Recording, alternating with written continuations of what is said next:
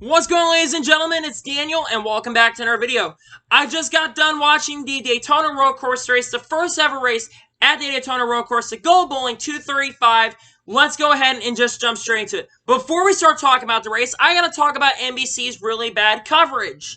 Yeah, I'm talking about especially the end of the race. Instead of showing, the winner of the race, doing the live results, looking at all the stuff after the race, doing the post-race, granted, they did show it on NBC Sports Network, but the fact that you don't even show any of the post-race, especially since, the most popular driver won the race today, I'm talking about Chase Elliott, are you seriously not going to show that? I mean, come on, NBC. You're better than this.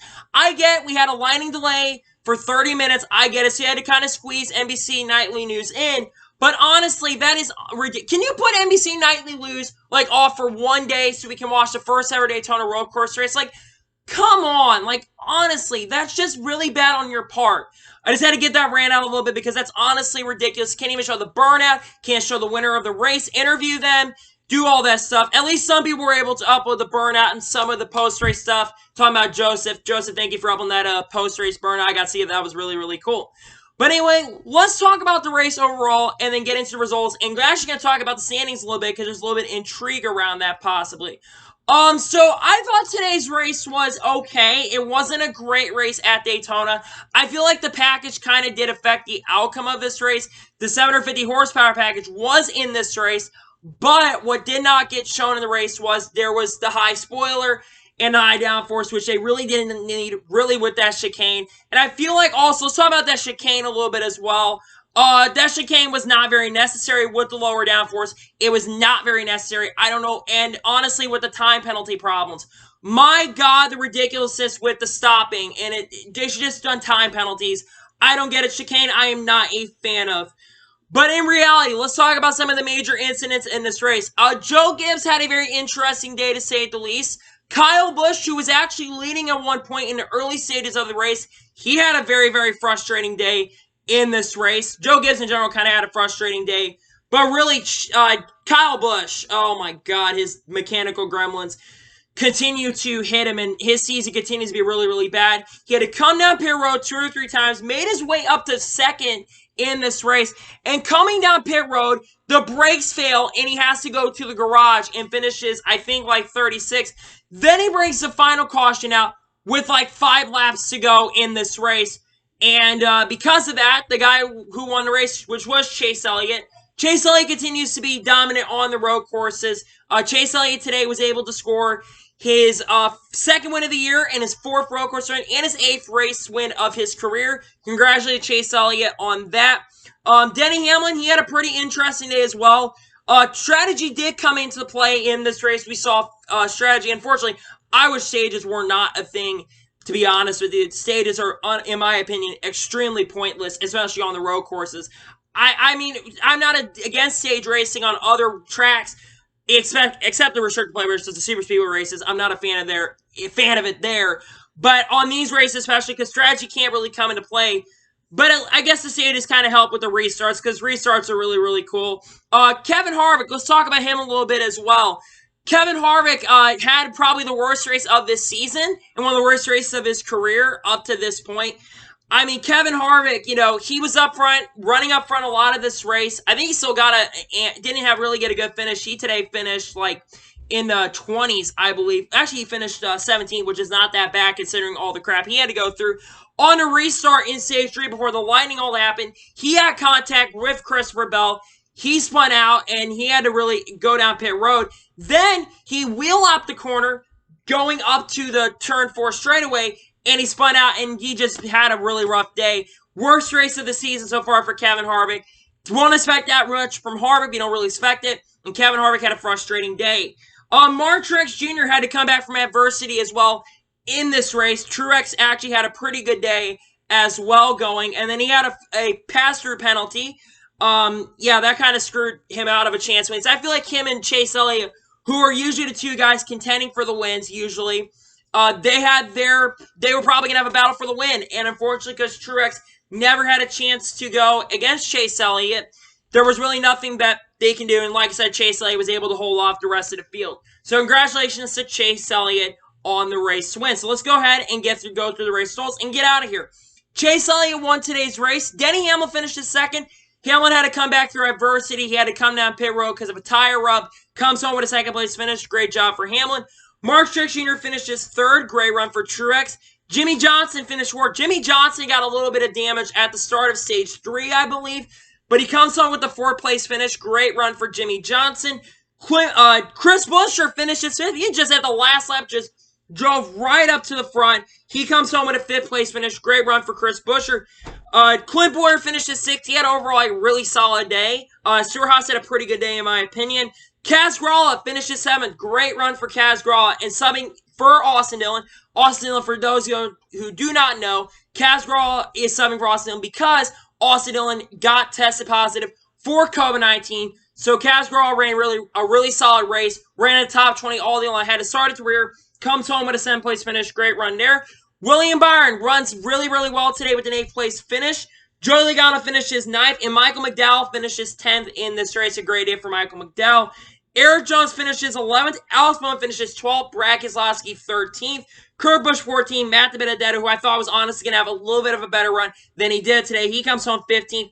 Ricky Stenhouse Jr. 16th. Kevin Harvick 17th. Tyler Reddick honestly kind of disappointed me. I thought he run a little bit better in this race. But he comes with an 18th place finish. Solid run for him. Ryan Newman 19th. Ty Dillon 20th. Christopher Bell 21st. You know, his day was interesting. Like I said, I mentioned about Kevin Harvick. They got into it. And Christopher Bell ended up spinning out later in this race. 21st isn't bad, but he was in the top 10 a lot of this thing. And unfortunately, he comes home with a 21st place finish. Wish Ram was better, but 21st is not a terrible finish. Cole Custer finishes 22nd. Ryan Preece 23rd. Eric Almirola kind of had a disappointing day. He ran really not that great all day. He comes home with a 24th place finish. Not a great run for him, but again, Eric Almirola's had a couple bad finishes. Bubba Wallace finishes 25th. Bubba Wallace was running in the top 10, but got turned by Alex Bowman at the end of this race. We never got to see this because NBC was inconsistent, honestly, and Bubba Wallace finishes 25th when he was probably going to finish top 10, which really, really sucked. Matt Kenseth finishes 26th, 27th Daniel Suarez, 28th Brennan Poole, 29th place goes Timmy Hill, and James Davison finishes 30th. We didn't even know if James Davison was going to be even racing today because he was qualifying for the Indianapolis 500, and there was a question of if he was going to run good or not. Well, since he didn't qualify in the top 9, he came out and ran the race and finished 30th. Ryan Blaney finished 31st. I don't know what happened to Ryan Blaney. Blaney was up front somewhat of this race. Wasn't as good as I thought he was going to be. He ran 31st. Corey LaJoie finishes 32nd, 33rd Quinn Houff, 34th Jay Gilly. Actually, Bailey Curry came across the line in 34th because Jay Gilly had to get relieved in this race. Hope Jay Gilly's all right because, man, heat exhaustion is a thing. It was very warm in the race and had to sit out during the red flag. That really sucks. John Nemechek, 35th. Again, not a great run for John Hunter. 36th Garrett Smithley, 37th Kyle Busch, 30th Santa Barrett, 39th, and finishing last was Brendan Gaughan. So now let's go ahead and look at the playoff standings and go ahead and get out of here because we're going to look at the playoff standings currently at the moment. Looking at that cutoff line, Clint Bowyer is about 60 points to the good currently at the moment. Jimmy Johnson is currently the first car outside of the playoffs right now. He currently sits 25 points below the cutoff line. He had a really good day today, but I mean, he's pretty far out. William Byron just did pretty good as well. They both didn't really gain as many stage points. So Jimmy Johnson right now, I think, is going to probably still have to run a lot better than Byron. Again, Byron, this is a track where I thought Byron was going to run. Jimmy Johnson ran as well as I thought he was because of his experience on a Daytona road course. So there's no surprise there. Kyle Busch. Yes, Kyle Busch has about a 100-point gap. I believe he's 99 points above the cutoff line currently at the moment. Kyle Busch, if he has any more bad runs, he's going to be on the cusp of possibly missing the playoffs here. And Matt DiBenedetto, not another great run for DiBenedetto. DiBenedetto's now only 46 points above the cutoff line. DiBenedetto better start running a little bit better in these races because if he runs any worse than he did today and Byron and Johnson do better, DiBenedetto might be the one out of the playoffs and not Byron going out of the playoffs. Byron had a good run, though, so Byron keeps his point gap. Eric Jones lost some points. He's about 30 points below the cutoff line, 35 points below the cutoff line. He's got some work to do. Tyler Reddick is 55 points. Tyler Reddick is now pretty much in a must-win situation if he wants to make it to the playoffs. There really isn't a chance I see Tyler Reddick making the playoffs. So anyway, let's go ahead and talk about the race a little bit more and then give you my rating of the race. Honestly, I was very excited for this race. I thought we were going to see a lot more chaos. No cautions really for anything except Kyle Busch's caution that came out with 5 laps to go for his tire going on and brakes failing for the second time in this race. Chase Elliott won the race. Good for him. Race was even with Chase Elliott winning. I'm going to give this race a 7 out of 10. Expecting a little bit better, to be honest. 7 out of 10. Still a solid race overall. If you talked about a solid race, this was a 7 out of 10 race. Not a bad race. Wish there was a little bit more to talk about in this race, but a 7 out of 10 is not bad. I don't know if there would be, honestly, we should come back here for 2021. I really don't know. I think the trucks put on a really good show earlier today. Or maybe the trucks come back to Daytona Road Course. Who really knows? But anyway, that is going to be my review for the 2020 Go Building 235. What do you think, guys, watching today's video? Please like and subscribe to the channel. Turn notifications on so you can be notified when a video does go live on my channel. Follow me on Twitter, Facebook, and Instagram. Links description below for that. And comment your thoughts on today's race. What did you think of today's race? Let me know in the comments below. So anyway, like I said, I want to thank you guys for watching today's video. And I will see you guys next time. Take care, everybody.